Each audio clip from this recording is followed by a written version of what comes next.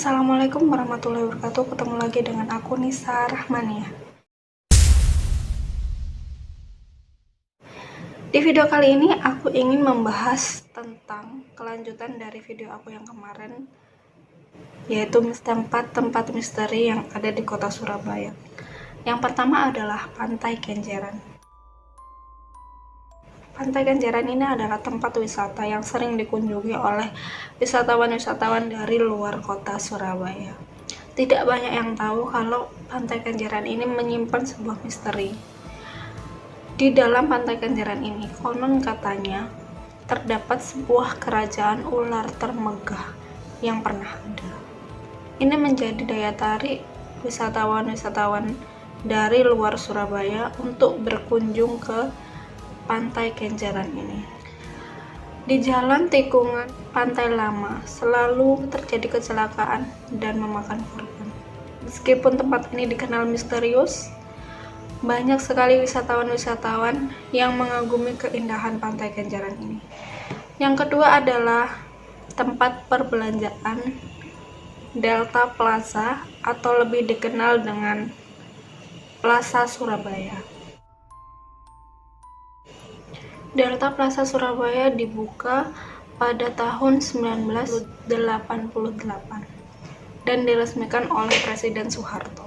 Delta Plaza ini adalah tempat perbelanjaan yang menjadi ikon kebanggaan kota Surabaya.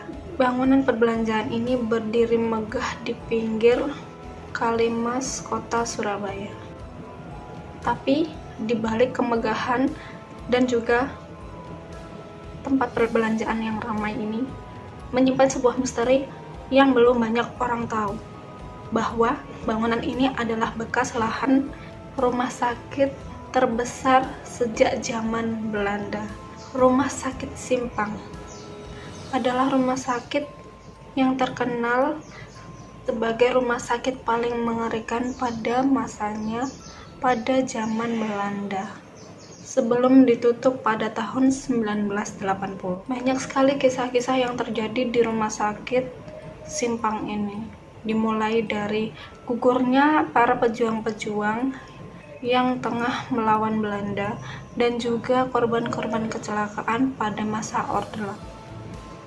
Reputasi angker Delta Plaza ini disaksikan oleh beberapa orang-orang yang tengah berbelanja di pusat perbelanjaan ini.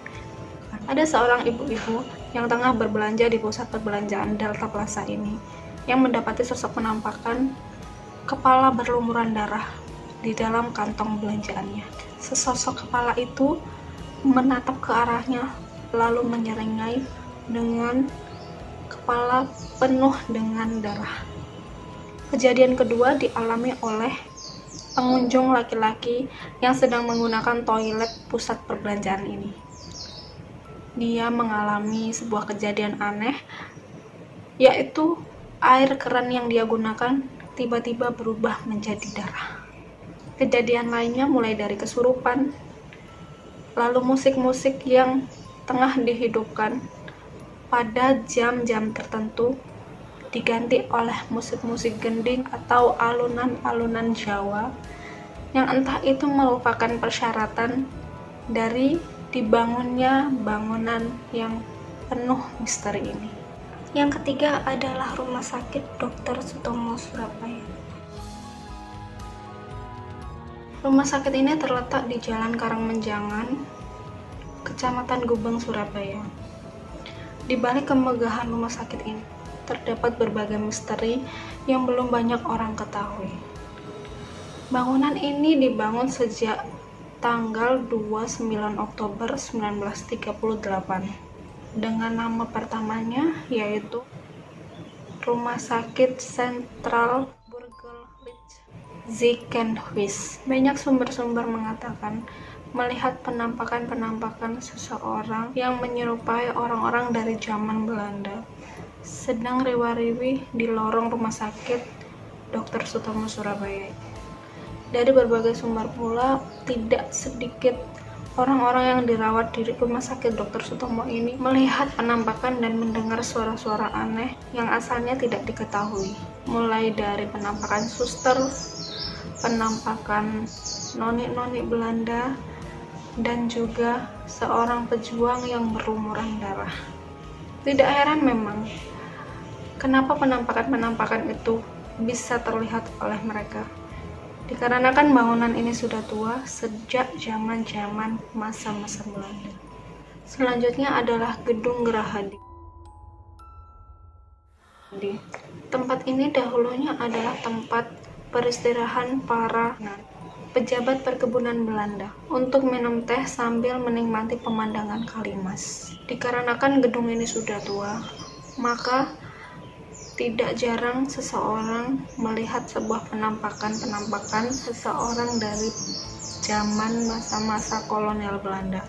Meskipun gedung ini sangat tua, tapi gedung ini masih terawat sampai saat ini.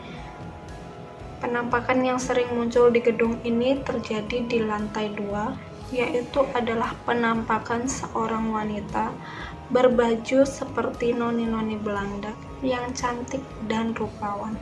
Renovasi gedung ini pernah terjadi, dan supaya tidak mengganggu para penunggu gedung ini, maka dilakukan sebuah ritual atau upacara untuk meminta izin merenovasi Gedung Gerahadi. Yang terakhir adalah bekas pabrik padi Ketintang. Sebuah pabrik tua di kawasan Ketintang. Pabrik ini didirikan pada zaman masa Belanda dan digunakan sebagai pabrik padi yang dibeli oleh perusahaan swasta. Sampai saat ini di dalam gedung itu masih tersimpan mesin pengoperasian padi. Gedung itu sangat gelap tanpa cahaya. Makhluk astral dan sosok-sosok pada zaman Belanda kerap bermunculan di sekitar gedung pabrik padi tersebut. Makhluk astral yang paling terkenal di sana adalah sosok nenek-nenek tua yang konon terbunuh pada zaman Belanda di dalam gedung tua tersebut. Nenek-nenek tua itu dibunuh secara dipenggal dan arwahnya bergentayangan di sekitar pabrik tua tersebut.